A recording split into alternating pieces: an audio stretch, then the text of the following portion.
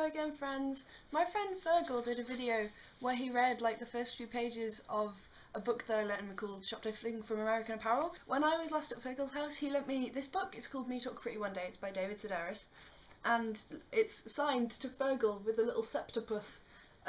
And it's really cute. It's a really good book. I'm really enjoying it. So what I'm going to do is I'm going to read some bits from this book because I think it would be nice. It's like a little swap between me and Fergal.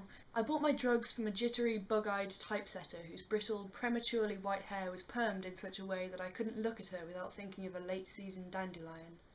Selling me the drugs was no problem, but listening to my increasingly manic thoughts and opinions was far too much for one person to take on a daily basis.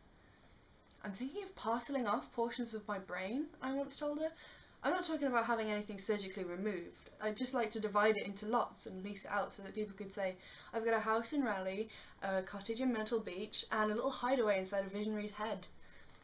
Her bored expression suggested the questionable value of my mental real estate.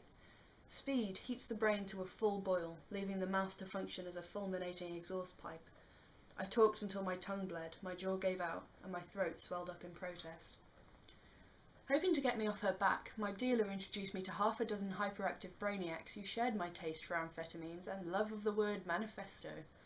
Here, finally, was my group.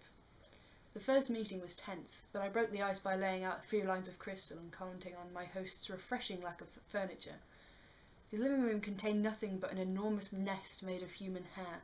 It seemed that he drove twice a week to all the local beauty parlours and barber shops, collecting their sweepings and arranging them, strand by strand, as carefully as a wren.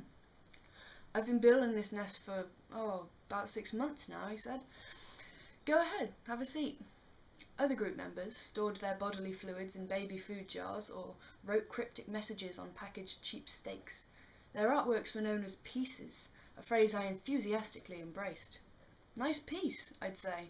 In my eagerness to please, I accidentally complimented chipped baseboards and sacks of laundry waiting to be taken to the cleaners. Anything might be a piece if you looked at it hard enough. High on crystal, the gang and I would tool down the beltway, admiring the traffic cones and bright yellow speed bumps. The art world was our conceptual oyster, and we ate it raw. Inspired by my friends, I undertook a few pieces of my own. My first project was a series of wooden vegetable crates I meticulously filled with my garbage. Seeing as how I no longer ate anything, there were no rotting food scraps to worry about, just cigarette butts, aspirin tins, wads of undernourished hair, and bloody Kleenex.